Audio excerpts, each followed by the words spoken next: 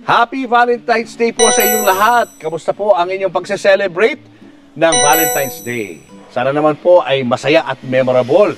Tamang-tama ho yan dahil ang topic ho natin ngayon sa ating vlog ay tungkol sa kakaibang uri ng pag-iibigan na patuloy na sinusubok ng tadhana. Pero bago yan, subscribe muna kayo sa aking channel at sa Christine Babos channel.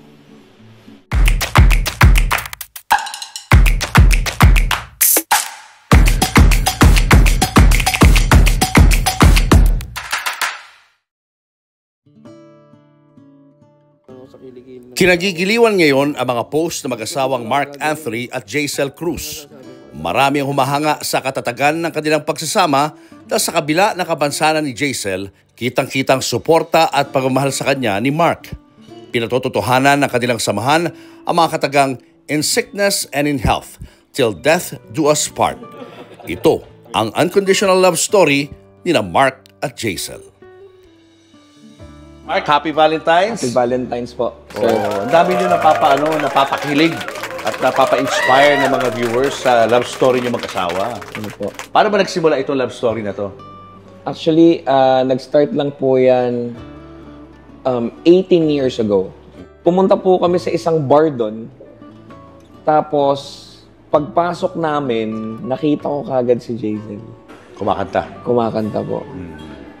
Ang payat, ang puti, ang ganda, haba ng buhok. Parang that time na parang dumilim lahat yung paligid po. Tapos siya lang talaga yung, hindi ko alam, weird, pero parang siya lang talaga yung maliwanag. O dahil may spotlight siya. Pero hindi parang yun lang po talaga, siya lang talaga po nakikita ko nun. So after nun, sabi ko, ang ganda naman nito. But the problem is, bata siya eh. That time, parang 18 lang siya, 20 plus na ako. We have 7 years gap kasi. Okay. So, sabi ko, parang Danes, di pwede. So, sabi ko, okay lang, may kaibigan ako eh. Baka pwede sa kaibigan ko. So, parang nire-reto-reto ko po siya sa kaibigan ko. Tapos, pero feeling ko, ako talaga yung crush niya. Hindi, joke lang. Pero feeling ko that time, so kinilala ko siya, dumapit ako, nakipagkilala ako, tapos jumajump po ako sa kanila. So, hanggang kasi ano ka rin? Kumakanta ka rin? Kumakanta rin po ako. Okay. Pero magkaiba kaming genre kasi hardcore po ako. Sigawan. Rock ka? Rock heavy po metal? Oo, heavy metal po. So, pero jumajump ako sa kanila. Every gig nila, pumupunta na kami. Na kahit wala na yung mga kaibigan ko, ako na lang yung pumupunta. Pero sinasabi ko lang sa kanya, parang support lang ako, support lang. One time, nagkasakit yung isang vocalist nila kasi dalawa po silang vocalista. Tinawagan po ako ng manager. Sabi niya, pwede ka bang sumampa? Sabi ko, sige po. So that time, sumampa po ako, 3 set. Kada isang set, isa lang po yung kanta ko. Kasi nga, hindi ako pamilyar dun sa banda. Kung ano lang po yung ginajam ko sa kanila, yun lang din yung kinakanta ko. Hanggang naging mainstay na ako sa banda. Yun. Kasi ang tawag niya po sa akin dati, kuya. kaya sa mga tumatawag po ng kuya, alam nyo na. Delikado yan. Delikado yung mga kuya na yan. Opo. Tapos that time, doon na po kami na-develop eh. Paano? Ang sweldo namin, o TF po namin that time, parang 2.5. 5 po per kami. Gig yan? Per gig po. Sa buong banda po yun. Sa buong banda po yun. 2.5? Oo, pagkakatain yung 2.5. Wow. So, 6 na kami. Kasi 5 na sila eh. Kung kukuha pa ako ng budget, mababawasan sila. Hindi naman po sa naaawa ko sa kanila. Kaya lang baka tanggalin nila ako sa banda eh. Kasi maging pabigat po ako. So, hindi na ako kumuha ng TF. Uy, bait mo naman. Hindi, yun din po ang akala nila. Mabait ako. It's just so happen na kapag hindi ako kumuha ng TF, pwede po ako magstay sa bahay nila. Kasi wala po akong pamasahe pa uwi eh. Okay. So, sabi ko po, naku, wala naman akong pa uwi. So, sasabihin ng manager, sige, dito ko na magstay. Sama-sama sila sa bahay, nakatira? Opo, kasi yung kapatid niya po yung drummer. Tapos, tatay niya yung manager. Tapos, siya po yung vocalista. So, doon na rin ako. Okay. Hanggang sa, syempre, malagkit na po yung pagkakatingin niya sa akin, ganyan. Hindi, pero that time, di namin alam eh. One fine day, nanganak yung asawa ng kapatid niya. Tapos, sabi ko, sasamahan ko si Jaisel papunta ng ospital para i-check yung ano. So, pumunta kami doon, tapos gumimi kaming dalawa lang, first time yon. Gumimi kami sa isang lugar kung saan kami nagigig. Okay. Tapos, ang maraming nagtatanong sa amin, paano mo siya niligawan? Hindi ko po siya niligawan. Nung nasa taxi na kami pa uwi, ang sabi ko, anong gusto mong date? 17 o 18? Sabi niya 18, o sige tayo na. Since bata, umuo. Grabe, ganun lang? Ganun po. Since ano siya, pero syempre mamaya i-defend naman niya yung sarili niya. Pero ganun po yun. So parang it came automatically kasi lagi kayo magkasama, magkakasundo kayong dalawa. Yes po. Parang gano'n na, automatic na. Opo. Ano reaction nung tatay sa kanong kapatid? Unika iha po kasi siya. Oo, patay. Oo. So medyo muntik na akong gulpihin nung kuya. Yung tatay niya stricto. So medyo ako, parang hindi pa namin maamin nung simula. So, nag-holding hands lang kami sa ilalim ng lamesa. Kapag may gig kami, nag-iintay kami. Huli na kami. Anong reaksyon nung nahuli kayo? Inamin ko po nilabas ko po yung tatay niya. Sabi ko, pwede ko po ba kayo makausap? I need to man up For the very first time in my life, sa kalokohan ko sa buhay, first time ko pong kumausap ng tatay para hingin yung maging girlfriend. Permiso po. So, sabi ko, sabi niya lang, basta ganito ganyan, parang isang babaeng anak ko lang yan, ganyan. So parang, di ba, binabantaan ba ako na ito? Ganon. So, hindi naman po ako, kumbaga, totoo naman po yung nararamdaman ko para kay Jaisel. So, malakas po ang loob ko sabihin, opo. So, nagpatuloy kayo sa band magkasama? Yes po. Ayun. At nagtagal itong ganitong klase ng relationship? Nagtagal po. Nagtagal lang kami ng 2 years. Tapos, nagpakasal na po kami. Ayan. Ay, kamusta naman ang wedding nyo? Maliit lang po yung wedding namin po. Wala nga po kaming cameraman. Kasi wala po kaming payaram na po. Wala po. Wala ka ba available na mga video ng wedding nyo? Of pictures? Para makita natin? Isa. Isa lang? Isa lang po. Bakit? Ano nangyari? At that time po, hindi pa po, uso yung mga high-res na camera phone. So that time, ang bisita lang po, mga magulang ko, mga magulang ng asawa ko, tsaka 3 ninong. Pero simbahan? Hindi pa po. Po kami, civil. Civil wedding lang? Civil so wedding. Wala pa kayong church wedding? Nagpapalano po kami. Oh my gosh. Excited na ako para doon, Pupunta Dapat ka po mangyari yan, Punta ko siya. Oo naman. Invite mo kami, Punta kami dyan. Opo. So, kaya nung 2023, nag-propose po ako sa kanya ulit. Anong naalala mo dun sa day na yon na nag-propose ka? Paano ka nag-propose? Nung 2023 po para sa church wedding. Pero ang weird thing na nakakatawa nung una nagpagpapakasal po kami civil, siya po yung nag-propose. Totoo yan. Paano? Kasi syempre, vocalista ka, so marami umaaligid, kahit di ka naman pogi, di ba? So parang marami ganyan. So one time, after ng gig, katabi ko lang siya, sabi niya sa akin, pakasal na nga tayo. Para wala nang umaaligid. Tapos, sineryoso ko po yun. Hindi ko alam kung joke po sa kanya yun, pero sineryoso ko. Inayos ko na yung sa papers namin sa, yung sa City Hall, yung Senomar, yung mga ganon. So, hanggang sinabi ko sa kanya na may date na tayo ng magpapakasal. So, sabi niya, ha? Pero kabilis. So, ang ganda lang ng sitwasyon na parang siya nag-propose sa akin. Ang pogi-pogi ko po nun. Kasi dream girl ko siya So, yung dream girl ko, nagyayang pakasalan ako. So, sabi ko, pag-isipan ko yan. Joke lang. Ibig sabihin, may tama kang ginagawa. Di ba? May nakita siya sa'yo na ikaw yung talagang man of her dreams pala. Opo, sana po. Sana. Di ba? At proven naman ngayon yun. Hanggang ngayon magkasama kayo dalawa. Opo. Walang parang dramatic na parang lumuhod, may dala-dalang sing-sing, surprise, walang gano'n. Nung 2023, binilag ko po yun na nag-propose ako sa kanya. Napakasimple lang po ng ginawa namin. Naglakad lang po kami dito. Tapos, bumili ko ng sing-sing. Tapos, naiiyak-iyak na ako papunta pa lang kasi yun nga yung pinaka-challenging sa akin kapag kinasal na kami. Feeling ko talaga, hahagulgul ako Totoo, kapag Feeling ko rin. Opo. Feeling ko rin. Mababaw po ako sa asawa ko. Nung nandyan na yung mga anak ko, nakatalikod siya, tapos hinarap siya. Tapos pagharap niya, may hawak na akong sing-sing sa kanya. Sabi ko, will you marry me? Ito yung may sakit na siya. Opo, naka-wheelchair na siya, nag-recover na siya. Kasi technically, wala na po siyang sakit ngayon. So, may recover na lang po siya ngayon. Na siya. Opo. So, tuwan-tuwa siya. Sabi niya, naku, jackpot. So, walang iyakan?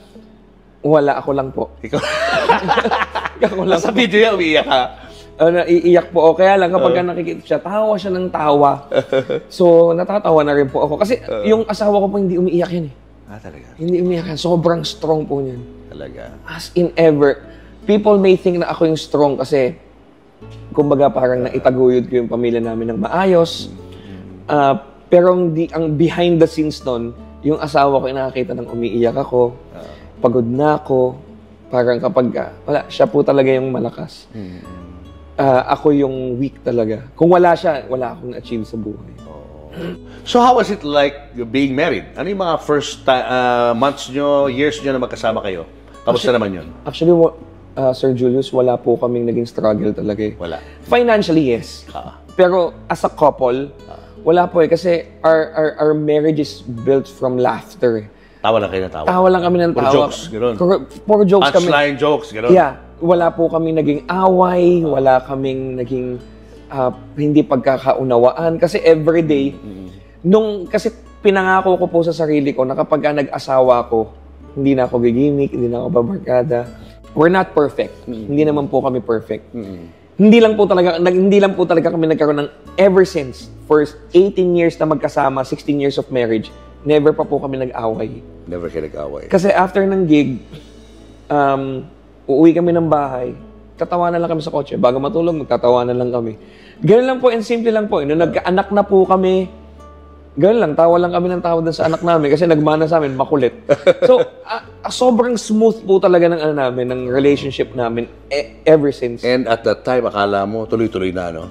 Na parang smooth sailing lang talaga ang buhay niyong bilang isang pamilya. Opo. And then, ano nangyari? Workaholic ako eh. So, nung humiwalay na ako sa banda kasi I need to work for my kids and wife, kasi alam ko naman po for a fact na hindi kayang hindi kayang magpaaral ng banda namin dati. Yung banda namin hindi namin kayang pag-aralin yung mga anak namin. Hindi ko sila kayang bigyan ng magandang buhay sa pagbabanda namin that time. Kasi hindi naman po kami sikat eh. Doon na po ako nag-start nag-front row that time. So, doon po ako naka-achieve ng mga bagay na So, sa sobrang focus ko naman sa future ng pamilya ko, hindi naman na-regret, pero yung pinakasayang lang is parang wala ako nung unang nagsalita anak ko eh. Wala ako nung unang naglakad ang anak ko.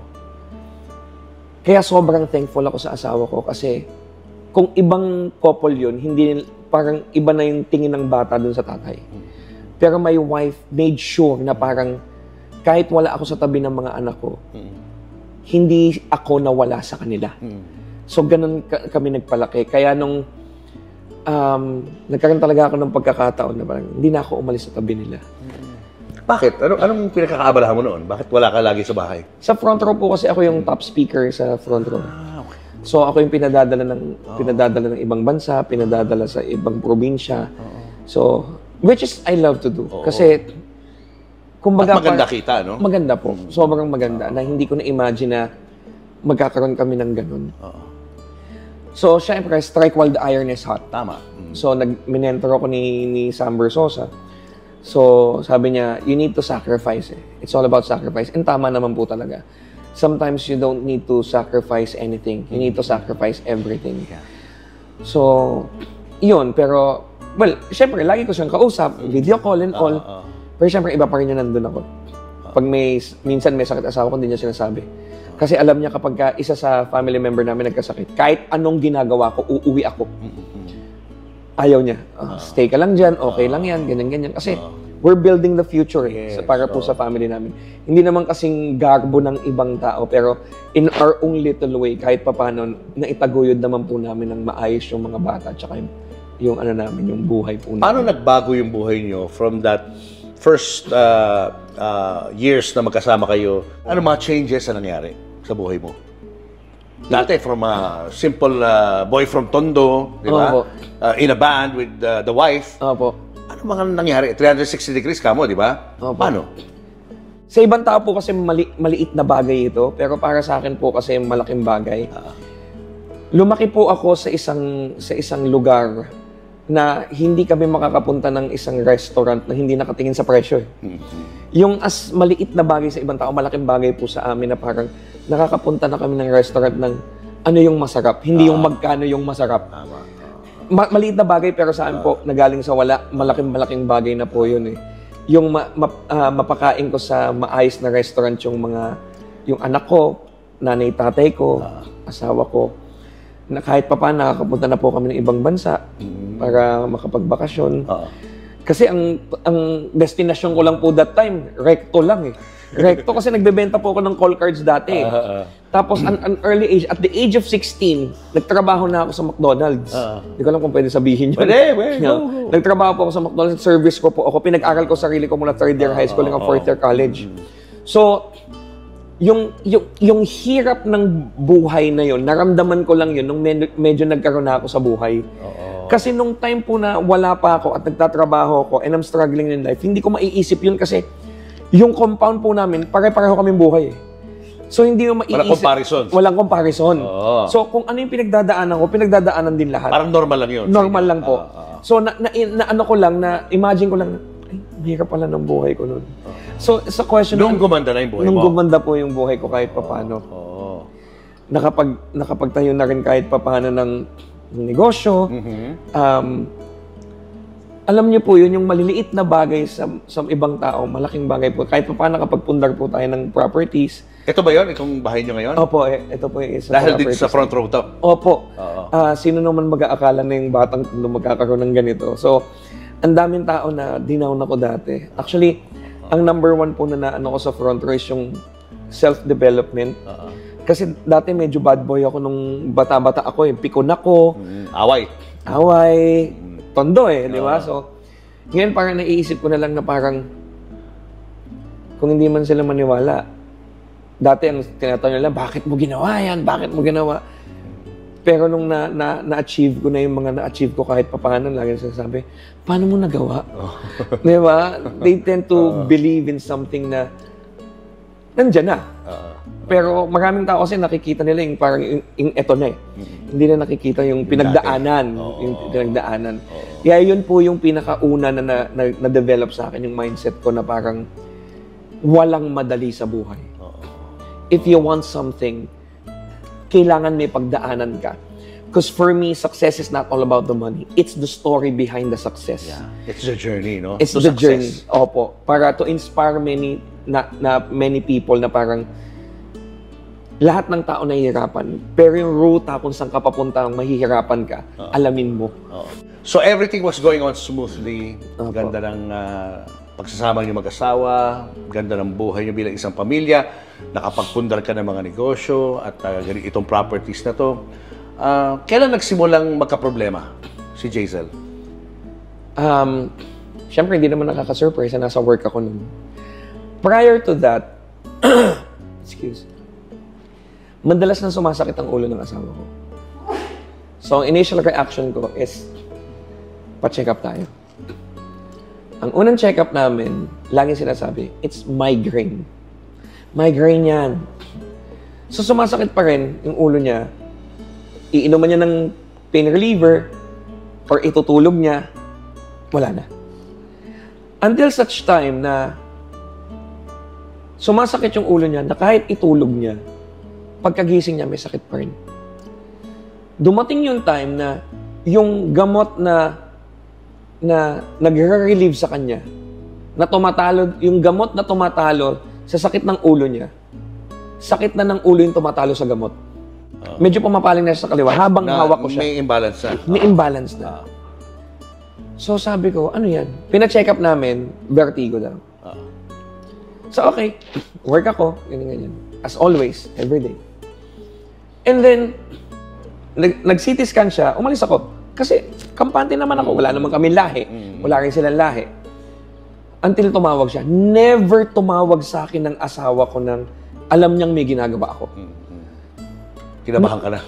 Hindi pa po eh. Sabi ko, tinaob ko lang. Kasi may meeting po ako eh. So, it's disrespectful para sumagot ng phone. Naka-silent naman ako lagi. Tumawag siya sa kasama ko.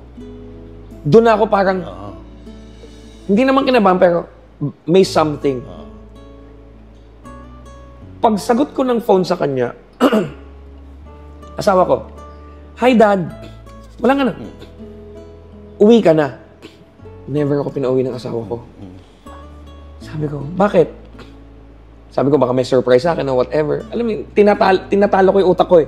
Nandi, walang kahit ano yan. Hindi masamang bagay yan. May mas ako sa ulo. I'm a nurse eh. Nurse ako eh. So, oh my God, sa utak ko lang. Pero syempre, I need to be strong for my wife eh. Hindi ko pinaramdam. Sige, uwi ako. So, ni-wrap up ko na yung meeting kasi hindi naman ako hindi pwede bumalik. So, bumalik ako, ni-wrap up ko na siya. I closed the deal. Ganyan, shake hands, ganyan. Thank you, ganito, ganyan. Pagbaba ko ng landing sa humagulgul na ako. Ano naglaro sa isip mo? Bakit? Of all people, bakit asawa ko? She's the sweetest, she's the nicest. Napakabait ng asawa ko. And I'm questioning not myself. I'm questioning God that time. God, why? I'm helping people achieve their dreams. Wala po kaming tinatapakan na tao. Maayos po kaming pamilya. Wala kami nilokong tao. Ano yun? Ang daming bakit. Bakit asawa ko? I was crying. Kasama ko nun yung kaibigan ko si Mon. Nasa Australia siya. Nasa Australia na siya ngayon. Sumakay kami. Sabi niya, "Bugo, wag kang umiyak. Kasi kailangan ka ni Jason." So, nag-compose ako ng sarili ko. Kasi alam ko, pagdating ko ng bahay, down siya eh. Kasi ikaw ba naman magkaroon ng mas sa ulo? So, sige, I need to wipe out my tears. I need to be strong. Kasi feeling ko, for the very first time, nagiging strong ako para sa asawa ko. I need to be ready. Uwi ng bahay, compose myself. Pagdating ko sa bahay, siyempre, may pag-alala pa rin. Asawa ko na nangyari. Ang sagot ng asawa ko, Sir Julius, "Hi, Dad. Alam mo, tama nga sila, no? May tama ako sa ulo." Para masaya pa siya. Para masaya siya. Wow. Naisip ko na parang ginagawa niya yun kasi alam niyang weak ako. So, until that time na nalaman niya na may masya sa ulo, nagiging strong pa rin siya para sa akin. Alam ko yun eh. Then we went, that time nag-post ako. That time, ang plan po talaga is we'll be going to the US. Kasi gusto ko, doon talaga siya operahan. Pandemic po kasi. So, walang eroplano. Tama. Wala. Nag-post ako. Looking for pinakamagaling na neurosurgeon sa buong Pilipinas. Kasi that time, desperate na po ako, Sir Julius. So, pagpunta namin doon, in-MRI siya. Kasi laki po ng apple yung tumor niya. Laki. So, alam mo yung parang binalian ng malamig na tubig. As a husband. What? Pinakita sa amin yung x-ray. Sabi sa amin ng doktor, kailangan na namin siyang operahan ASAP. So, syempre sa ospital, pipirmahan ka eh. Trabaho, ganyan-ganyan. Ang nakalagay po sa akin, banda. Kasi feeling ko kapag sinabi kong businessman ako, baka mahalan nila. Yun po talaga totoo nasa isip ko. So, banda, ganito, ganyan. Banda lang po ako, ganito, ganyan. Ganun lang. So, nag-usap kami ng doktor. So, nung sinabi niya, kailangan na namin siya operahan, open cranial surgery. So, being a nurse, nag-a-assist ako sa operating room. Alam ko yung open cranial eh. Bubuksan nila yung ulo ng asawa ko. Yung skull, no? Yung Bubuksan. skull. So, I need to marinate. Ang asawa ko po, for the longest time na mag-asawa kami, maski lamok, bawal. Ganon ko po alagaan ng asawa ko. Tapos bubuksan yung ulo niya. So parang, wait lang. Ang weird thing is, yung asawa ko pa ang nagko-convince sa akin para operahan siya. Pero ako, ang iniisip ko is parang, ano yung asawa ko? Alam naman natin, pagpasok ng operating yung may waiver yan na 50-50 ng agad ng asawa mo. Kasi may dugo. Brain is the most sensitive part of the body. Sabi niya, Dad, kung hindi ko to papa-opera ngayon, ipapa-opera ko pa rin. Kaya ipa-opera na natin. That same day, that day, sinabi ko sa doktor, schedule niya na po kami. After a week, inoperahan siya. And hindi po namin in-expect yung mga nangyari. Ano nangyari? It took my wife 8 hours sa operating room to save her. Bukod doon sa operation. Kasi it's so bloody. Yun ang sabi ng doktor sa amin. Then after nun, 1 week siya sa ICU. So ginamitan na siya ng mga machine, mga robots. May robot na nung ino-operahan siya. Para lang mas maging okay siya. And 1 month po kami sa hospital. 1 month. So kasama yung sa operating room and all, mga 1 month and plus kami. So nagballoon yung expenses. And that time, Sir Julius, kasabay po nun ito, pinapagawa ko po ito. Itong bahay. Itong bahay. Bago siya pumasok ng operating room, ang sabi niya sa akin, huwag mong hihinto yung bahay. Kasi dream house niya po ito. Regalo ko po sa kanya to. Anniversary gift ko sa kanya. Sabi ko, sige. So, expenses dito, expenses sa hospital. Okay lang. Importante yung asawa ko. Now, imagine this, Sir Julius, na hinalikan mo yung asawa mo bago pumasok ng operating room. Tapos lalabas siyang nakatubo. Walang malay. At walang kasiguraduhan kung mabubuhay yung asawa mo. First 3 days, pumunta yung doktor sa amin. Pwede nyo nang makita sa ICU yung si Jaisel. Sir Julius, di po ako nakapunta. Dahil? Hindi ko po kaya makita na hirapan asawa ko. Baby ko yan eh. Alam mo yun, sobrang mahal ko yan eh. Para makita ko yung asawa ko sa isang sitwasyon na hindi, yung for the first time in my life, meron siyang sitwasyon na hindi ko kayang gawa ng paraan. Na hindi ko kayang sabihin sa kanya na, I got this. Huwag kang mag-alala. Hindi ko talaga kaya pumunta. Binideo siya ng mga kapatid niya. Hindi ko tinignan yung video. Kasi hindi ko kaya. I know myself. Pagdating sa asawa ko, bibigay at bibigay ako. Sorry. No. It's okay. Sorry. After a week, tinanggal na raw yung tubo. I need to compose myself. I need to see my wife. Binuntahan ko yung asawa ko sa ICU. Meron na siyang NGT na sa gastric tube. Kumaway siya sa akin. Naalala ko na naman.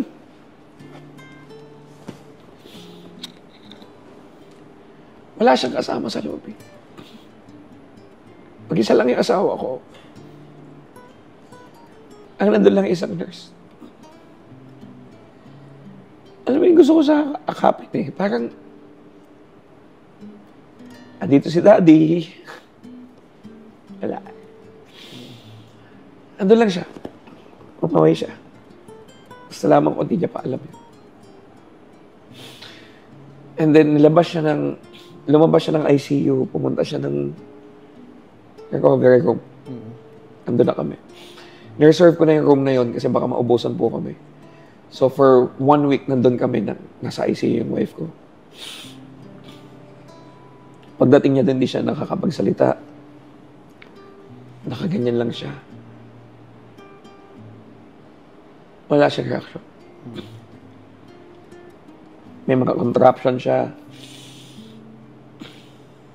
Never kong masaktan asawa ko, Sir Julius eh. Oo, tapos ganun ang sitwasyon, no? So parang makikita ko yung mga tusok-tusok, hindi ko kaya eh. And then, sabi ko, nagsa-sign language siya. Kasi hindi po siya makapagsalita. Nag-aral ako ngayon mag-sign language. Natutulog po ako sa bedside niya. Kasi ang gusto ko, kung may kailangan siya, nandun lang ako sa tabi niya. For 1 month. Since di siya makapagsalita, minsan binabatukan niya lang ako. Ganyan lang po. Pang! Tapos ngingiti lang siya. For me, okay na yun. So that's a good sign for you? A good sign for me. Ano? Hindi siya nagsasalita pa? Wala? For 1 month, Sir Julius, hindi po ako nakakatulog. Kasi sa gabi po ako nag-nurse sa kanya. Kasama yung namaya pa akong kumare na si Kuko. Siya yung nag-aano sa amin. Tinutulungan niya kami nagna-nurse. Everyday I'm praying, Lord, Lord, Lord. Ganyan.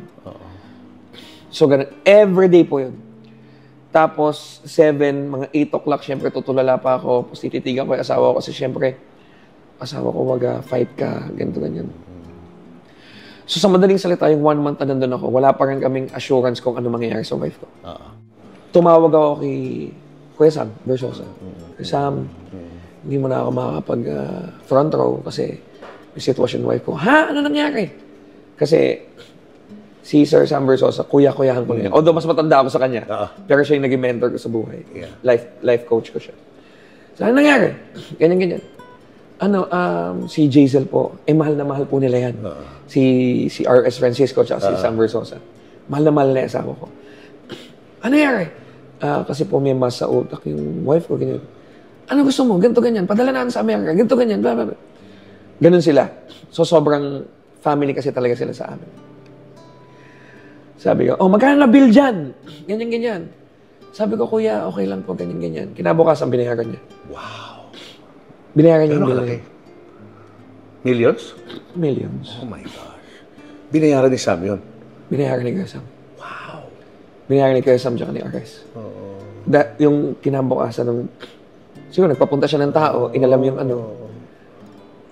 binayaran niya. Wow. Amazing, Ibang klase, So sabi ko parang, nung pumunta ako sa counter, sir, bayad na po. Ha? So kahit matagal pa kami doon, parang, yung pagmamahal niya. Ganun talaga siya. Marami siyang tinutulungan sa ospital na hindi alam nung hindi na ina-announce, tao. Hindi alam nung tao na binayaran niya. Ganun siya. Ganun siya. Nauwi kami, as in nag-drive kami pa. Pagdating ng bahay, hindi pa rin siya nakakapagsalita. Sa tabi lang niya ako. Everyday I'm praying. Literal na prayers to, Sir Julius. Ganito, ganyan. Lord, kasi dumating na yung pagkakataon na nasa ospital po siya, hindi ako makuwi ng bahay. Not because na ayaw ko umuwi. It's just so happened na nung inalis ko sa mga anak ko yung asawa ko, yung nanay nila, naglalakad. Ayaw kong mag-explain sa mga anak ko na critical yung nanay niyo. Kasi pag bumigay yung mga anak ko, another bibigay na naman ako. Correct. Hindi ko kayang sabihin sa mga anak ko na hindi ko alam kung magiging okay yung mami niyo. Yun. So, uwi kami, doon pa rin. Nandun lang ako sa kanya. Sign language lang kami. And then, sabihin mo, Mama. Sir Julius, nakapagsabi siya, Mama. Ala, hagulgol na naman ako. Kasi first word niya yun. So, para ka nag-aalaga ng baby. Ganun. Yes, bumalik po siya sa... ulit. And then, that time na mukoy okay na siya, nagwo-work na ako. Kasi may shop po ako dito sa sa may Marikina lang din. Biglang may tumawag sa akin, Kuya Mark, nawala ng mali si Jaisel. Ha? Siya yung Marcos Highway po, kinounterflow ko po yun ng buo. Tapos sabi ko, Lord, please, umiiyak po ako. Nakita ko po yung asawa ko na first time in my life na sumunod ako ng ambulansya. Kaya hanggang ngayon, Sir Julius, meron po akong phobia sa ambulansya. Meron akong anxiety. Na yun, yung sound na yun. Pag nagkarinig ako ng ambulansya, nanginginig ako bigla. Sobrang hirap, Sir Julius. Yeah. Sobrang hirap na parang kahit gaano ako gustong maging strong, I end up being the weak one. It's asawa ko pa rin yung maging strong. Kailan siya nagsimula magsalita? Siguro months after niyang nakauwi ng bahay. Tapos, sobrang hindi mo siya maintindihan. It's just so happens siguro, Sir Julius, na parang we have connection. We have this certain connection na kahit walang nakakaintindi sa kanya, naiintindihan ko siya. Even tumingin lang siya sa akin, alam ko kailangan niya. Weird. Pero alam ko kung gutom siya, umihi siya. Kasi naka-diaper pa siya nun eh. May masakit sa kanya, alam ko. Yun yung ano namin that time. So, nakapagsalita siya nun, then nagkaroon ulit ng emergency, hindi na naman siya nakapagsalita. Pag nag-ano siya, ganun lang. So, yun yung ano niya. Tapos, na-hospital siya ulit. Bumalik siya sa... Parang ganun lagi ang cycle before, no? And it took how long? How many months para maging fluent na siya kahit papano? Sa Years. magsalita? Years. Oh my gosh. mga 2 years. 2 years. Oh. Ayan. So let's bring her in para makilala naman ng mga viewers natin. Oh, tutulak na lang yung wheelchair dito, no?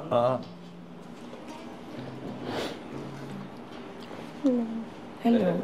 Oh, hi, Jaisel. How are you? Hello po. Naiyak na ako eh. Hindi ka naman daw umiiyak eh. Hindi ka raw iyakin, sabi ni Mark. Hindi, inside. Inside. Inside lang po. Oh, how are you now? How do you feel? Ako na po ko. Okay ka na. Po, trying to survive pa din. Paano mo nagagawa yan, Jaisel? Kasi napapanood kita sa Instagram, parang kahit na may mga pinagdadaanan ka, you manage to appear as if normal. Masayahin ka. Paano mo nagagawa yun? Kasi naisip ko po na ayoko din maging mabigat sa paligid ko, sa mga loved ones ko. Yaka daddy. So pagka positive ka po, alam mo, maganda yung mga mangyari sa iyo. Kasi naniniwala po ako na 2 things lang yan. Parang maging thankful ka, grateful ka, ganyan.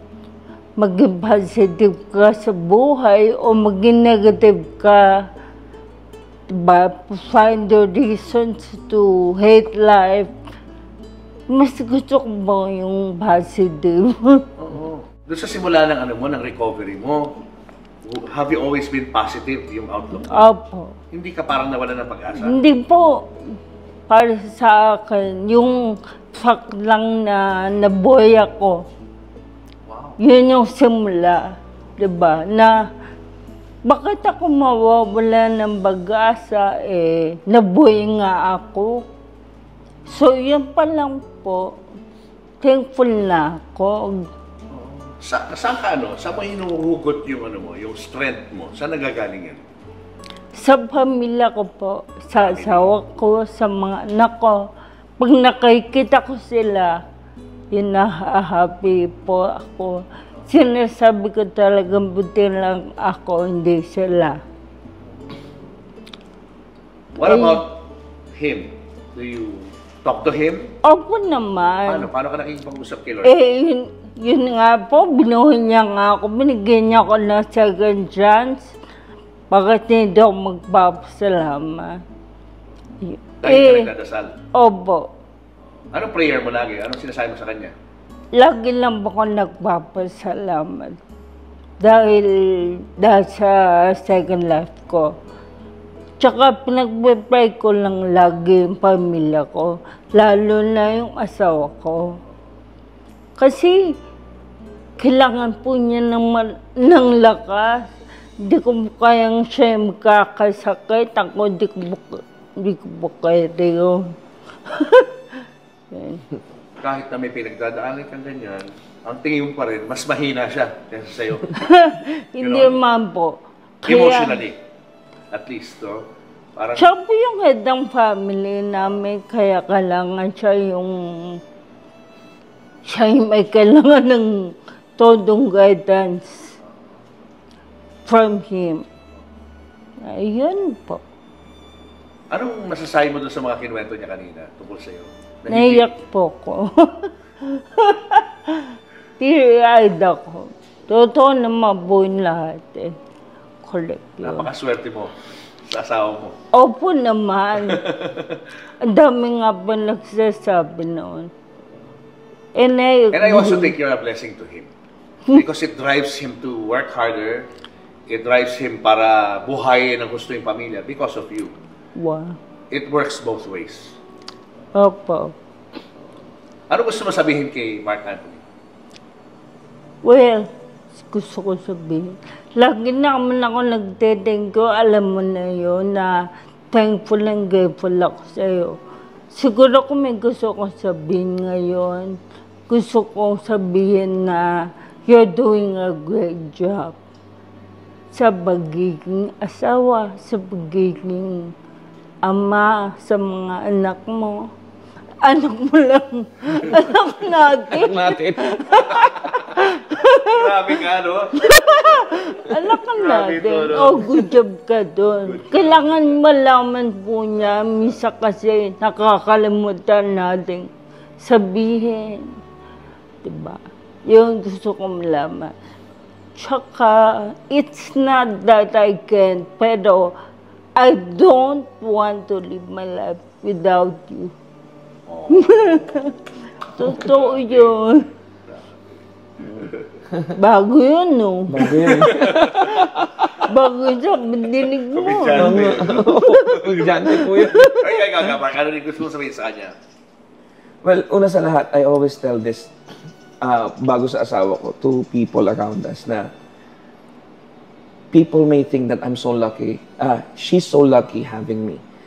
Pero I always tell this to people na parang it's the other way around.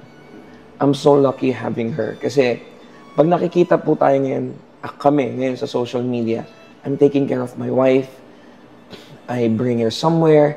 I want her to be happy. Lahat. Pero ang hindi po alam ng mga tao, nung hindi pa siya na-ooperahan, lahat po yun siya yung gumagawa sa akin. People may think na parang, Jaisel, you're so lucky with your husband. Pero ang totoo po nun, ako po yung sobrang swerte sa asawa ko kasi she showed me kung paano magmahal ng asawa, kung paano magtrato ng tama, paano maging mabuting tao. And to my wife, ito lagi ko naman sinasabi sa'yo, I'll always be here. Whatever happens, I'll always be here. Marami man tayong dinaanan, pinagdaanan, at pagdadaanan. As long as we have each other's hand, kaya natin lahat. Okay? I love you. Love you, love you, love you so much. Love you. Congrats. Cue music. Cue me. I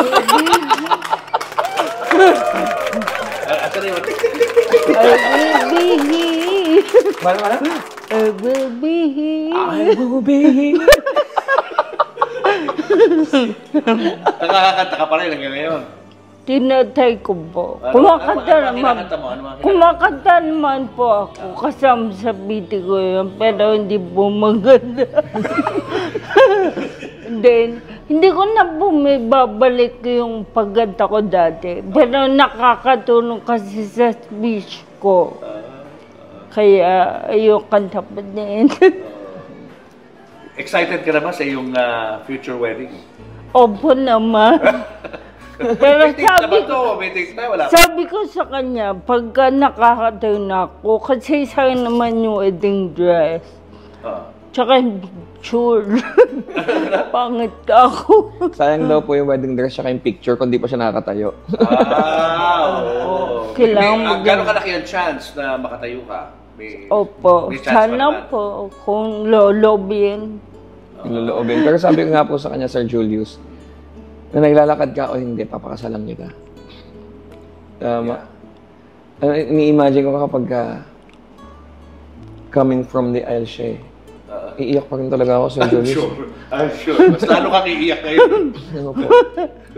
Sobrang mahal ko yun. Alam niyo, Sir Julius, alam ko sa sarili ko, mahal ko asawa ko. Pero when things go south, yung mga nangyari sa amin, doon ko napatunayan na mas mahal ko ang asawa ko. Do you feel, Mark Anthony, na itong nangyari sa buhay ninyo is actually a blessing? Yes. Nung nasa sitwasyon kami, I always give up on him. Kasi ang sabi ko, wala naman kaming ginawang kahit anong masama sa mundo para ibigay sa amin to. That time po, marami pong pagkakataon na may mga pumunta sa ospital para dalawin kami na hindi ko na po maalala. Na sinawala ako. Once lang ako umuwi ng bahay, tinawagan ko yung mga magulang ko. Sabi ko, Dad, Mom, sundin niyo ako dito, iiyak lang ako. Kasi hindi ko na kaya. When I saw yung mga sasakyan, gusto ko sa lahat silang basagin lahat. Totoo po to, Sir Julius. Kasi each one of the cars that I have, may story po siya papunta sa wife ko. Like for example, this certain car, gusto ko kapag meron kaming meeting, kasama ko siya. This certain car, gusto ko pag nasa pupunta kami ng Tagaytay, walang bubong, ganun. So, gusto ko talaga siyang basagin lahat. Ayoko nang ituloy itong bahay. Ano ako? Wala na ako sarili. If anything happens to my wife, susunod talaga ako. Yun na nasa utak ko that time. Parang wala nang halaga yung buhay ko pag wala yung asawa ko. That time, to be honest, Sir Julius, hindi ko alam kung paano ko sasabihin to. Mali. Pero hindi ko na maisip yung mga anak ko. Ang nasa isip ko lang asawa ko. Ganun na po ka-deep yung nangyayari sa akin. Ganun na kadilim yung nasa isip ko. Na ultimo mga anak ko, hindi ko na siya naiisip. Ang naiisip ko lang asawa ko. Is it a blessing? Ngayon po kaya naming sabihin na it's a blessing. Pero nung nasa sitwasyon po kami, hindi. Kasi I always give up on him. Dumating yung pagkakataon na almost nawala na ako ng faith kay God.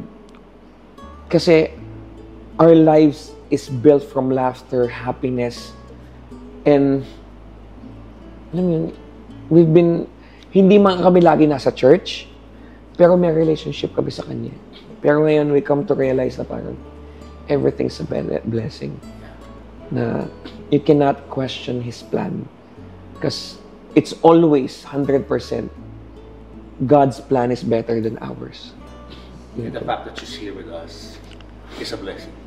And for us to be grateful and blessed sa maliit o malaki na nangyayari sa amin. Kasi sometimes we just tend na maalala siya pag may kailangan tayo kay God. Ngayon, maliit man, makapadyak lang siya, umuwi lang ng maayos yung mga anak namin galing ng school, pinagpapasalamat na namin. And we became more closer. I mean, hindi ko po ma-explain, pero pag nadaanan mo na siya at you're over it, nakapag-move forward na kayo, so doon mabibigyan ng halaga yung mga maliliit na bagay na binigay niya sa'yo. Ikaw, ano masahe mo ron? Amen. Amen. ano pala nangyari sa mata niya? Bakit nakatakip? Explain mo Trip ba? ko lang po yun. Trip ko lang to. Trip mo lang! Idol Parang Johnny ko Depp po yun. kasi si Pirates of the Captain Hook. Caribbean. Idol ko kasi si Captain Hook. Idol mo si Captain Hook, ha? Kaya nakatakip. Hindi ba, ano pa? So namang palawa. Puro kalokohan kasi talaga. Sorry. Ganyan siya ka-positive lagi. After the operation, nagkaroon siya ng lazy eye. So, nung start siya, lagi siyang may goggles kasi hindi niya nako-close. So, nagkaroon siya ng infection, kaya kailangan namin magkaroon ng... Pero ngayon po, nako-close na niya. So, nag-improve na in all, nasa shot na niya yung eyes niya. Kailangan lang namin mag-intay ng cornea, tsaka yung... Meron kasi parang ugat na malaki. Hindi ko lang tawag doon eh. Na kailangan lumiit yun. Para pag pinalitan yung cornea, hindi na siya bumalik. So you're waiting for a donor then? We're waiting for a donor po, tsaka iniintay namin yung ugat na lumiit. Okay. So eventually, pag naibalik na yon, yung cornea na yon, nalagay na, makakita na siya ron sa mata niya. Should be all good. Baby steps, sabi nga nila, Opo. yung mga blessings. Ang gusto niya nga raw mata, pag pinalitan ng cornea, anong gusto mo? Green. Gusto niya raw green yung isa. Musika, ha? Parang pusa. Magkaiba. Musika, ibang klase ka. Yan po ang relationship namin. Ganyan lang siya. Oh. So now, nakakapagtrabaho ka na ng normal? Na hindi, Yes po. hindi ba siya nakatutok sa kanya? Nag-semi-retire na po ako eh. Okay. So, noong 2024, nag-semi-retire na po ako. So, most of my time, nandito lang ako sa bahay. Talaga. Ano pinagkakaabalahan mong negosyo? Iba rin Buy and po. sell. Buy and sell ng kotse, may magawa tayo ng mga sasakyan, kainan, gano'n. So, yun. Basically yun lang. Yung mga pwedeng i-satellite sa akin dito sa bahay. Yeah. Everything about this house is designed by my wife. So, lahat ng gusto niya sa house. Kasi ito po yung regalo ko sa kanya, anniversary gift ko po sa kanya yan. Tapos, gusto niya kapag kasi for the longest time po, mahilig ako sa sasakyan. So, ang dumami sa akin, sasakyan. Tapos, hanggang that time, wala pa kaming bahay. Sabi niya, Dad, marami ka na sasakyan, pero wala pa tayong bahay. So, baka naman pwede bahay po for the kids, for the future. Oh, ito na nga yun, no? Ito po yun. Oh, kailan to tinayo? 2020 po. 2020. Opo. May sakit na siya nun. Meron na po. Overlap eh, no? Hindi, 2019 to nabili yung lupa. Tapos, hindi namin alam na meron na siyang sakit nun nung pinapagawa namin. Nalaman namin na may sakit siya, pinapagawa na po ito. Oo. Tama, nung nasa ospital na siya, ongoing yung construction nun, no? Opo. Kaya medyo na parang nahirapan ka, Opo. no? I-balance, no? Totoo po. Anong unahin? Ano pakiramdam mo at meron ka ng bahay na ganito? Masaya po. Masaya ka. Dream house mo to? Opo. Napaka-inspiring na kwento ng buhay ninyo mag-asawa, no? Opo. Nakakatuwa kayong dalawa. Especially you. How you handle everything, no? Ibang klase ka. Ano gusto niyong advice na i-share sa mga couples out there na magkakaroon ng problema sa relationship? Mga maliliit na bagay, pinag-aawayan, pwede pa maging dahilan ng hiwalayan. Anong advice ang may bibigay? Ikaw, asawa ko, ano ma-advise mo? Sa mga mag-asawa. Ayoko ng away. Kasi ito, living testament na kahit na gaano kalaking hirap sa buhay, kakayanin nila and they're still together. No? Hindi kami nag-aaway kasi eh. Pero hindi po ibig sabihin na wala kaming mga disagreement, mga misunderstanding. Siguro ba pinag-uusapan lang namin ng maayos. Ganyan. One thing I realize sa marriage is parang sa mga lalaki tayo na syempre provider tayo and all, wag nating kakalimutan na kahit sa sobrang busy natin sa future ng mahal natin sa buhay, wag natin kalimutan yung pinag-aalaya natin ng bigyan ng oras. Our wives is not asking na ng sobrang oras kasi naiintindihan nila tayo na kailangan natin mag-provide para sa kanila. Pero we just need to be sensitive enough na kahit once a month, ilabas naman natin sila kahit sobrang busy tayo. Yung makasama natin yung mga anak natin. Tumawa man lang tayo kasama nila. Maski hindi na umalis eh. Tumawa man lang tayo kasama nila. Manood lang tayo sa bahay kasama nila. Kumain lang tayo ng sabay-sabay kasama nila. Maski once a month kung sobrang busy ka. Kasi tandaan natin, sometimes yung pinag-aalaya natin ng future, nakakalimutan natin. Kasi ang feeling natin, we have all the privileges in the world kasi we're the provider. No. We're the provider, but we're still a husband. We are still a dad. So, never forget na meron tayo, hindi obligasyon. Tandaan natin, ang paglabas sa pamilya o paglabas sa asawa, hindi po yan obligasyon. Gusto po natin gawin yan. Kasi at the end of the day, ang pinakamahirap, yung lumaki yung mga anak natin na hindi tayo kilala. Kilala lang tayo kasi tayo yung nagpo-provide. Pero hindi tayo kilala as tatay nila o magulang nila. So for all the couples out there, just laugh. Don't forget to smile with your loved ones. And kung may problema man, pag-usapan. It sounds, di ba, Sir Julius? Cliché. Pero it sounds na parang narinig ko na yan eh. Narinig ko na yan eh. Laging pag-usapan eh. Kaganyan. Itong asawa ko, bungangera eh. Ganito, ganyan eh. Blah, blah, blah. It's always cause and effect. Hindi naman bubunganga yan kung tama ginagawa mo eh. Di ba? Ganyan eh. Di ba? Anyway, thank you so much. Anong plano niyo sa Valentine's? May date pa kayong dalawa? Actually, ang lagi lang po namin plano yung same day. Yung parang, tara, punta tayo dito. O tara, dito lang tayo sa bahay. O tara. Pero most of the time, ang lagi po sinasabi ng asawa ko is parang, sige, punta tayo dito. Tapos after ng 2 seconds, pagsinipag. Pag so, yun po yun. Depende kung ano po, spontaneous naman po kami. Wow.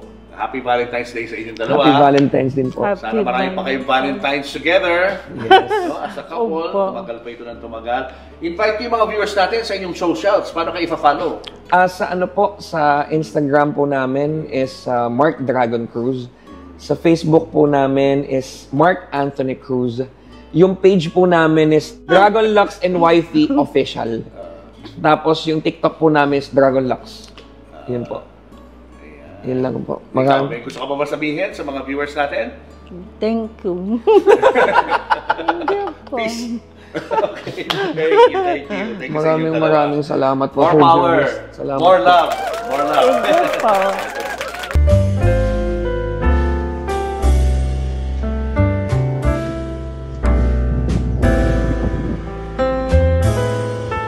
Teammates, naalala nyo ba yung vlog interview ko sa viral couple na sina Bonnie and Nilo na more than 30 years pala ang age gap?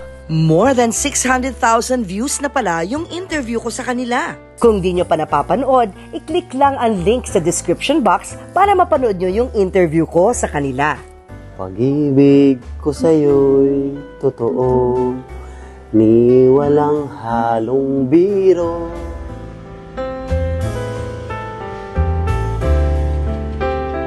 Ang alam ko lang po, parang sa kanya po naka-ano yung ano ko eh, parang naka-padlock yung puso ko dati.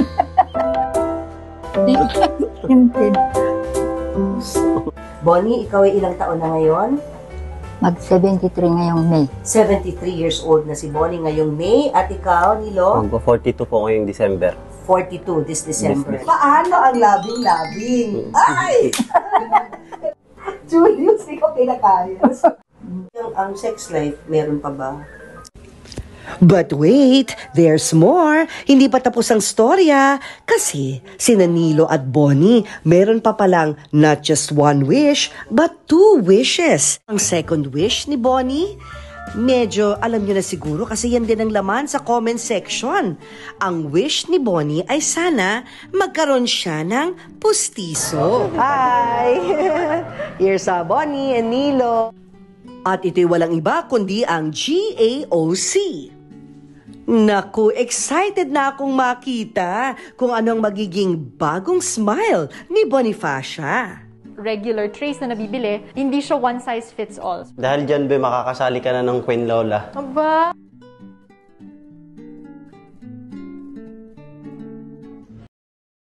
Julius and Tintin would like to thank the following. Pure Gold, always panalo. David Salon, wherever you are, whatever you do, David Salon brings out the best in you. Raja Travel Corporation, with you on your journey. David's Cologne Love Mist. To order, message TonyBBabaw@gmail.com. Enagic from Japan, Kangen Water Machine.